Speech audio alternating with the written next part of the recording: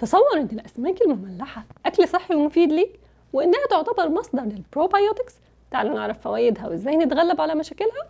انا دكتوره ساندي العسال، وده ABC تغذيه.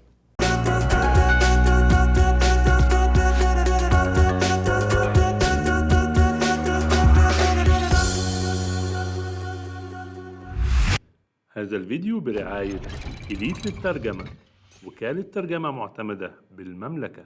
الاسماك المملحه تعتبر فيرمنتد فود، يعني اكل مخمر مليان بالبروبايوتكس المفيده لصحه الجهاز المناعي وصحه الامعاء.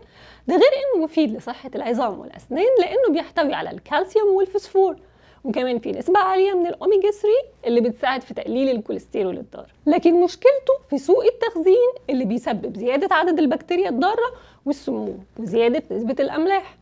فهنختار الأسماك المغلفة واللي شكلها سليمة واللي لونها فاتح ومش منتفخة، وهنحط الأسماك يومين في الفريزر قبل ما ناكلها، أو نسخنها أقل حاجة ربع ساعة قبل الأكل مباشرة في الفرن أو في الميكرويف، أو هنحطها دقيقتين في ماء مغلي على النار. ونضيف للأسماك ليمون وخل وطحينة مع الأكل، فكده هنكون تخلصنا من البكتيريا. أما المشكلة التانية هي زيادة الأملاح، ودي هنحلها إننا هناكل خضروات ورقية مع الأسماك زي الخس والجرجير والبصل الأخضر والكرات والخيار، وكمان هناكل بعده الفواكه الغنية بالبوتاسيوم عشان نعادل زيادة نسبة الصوديوم زي الموز، البرتقال، الشمام أو البطيخ والتفاح.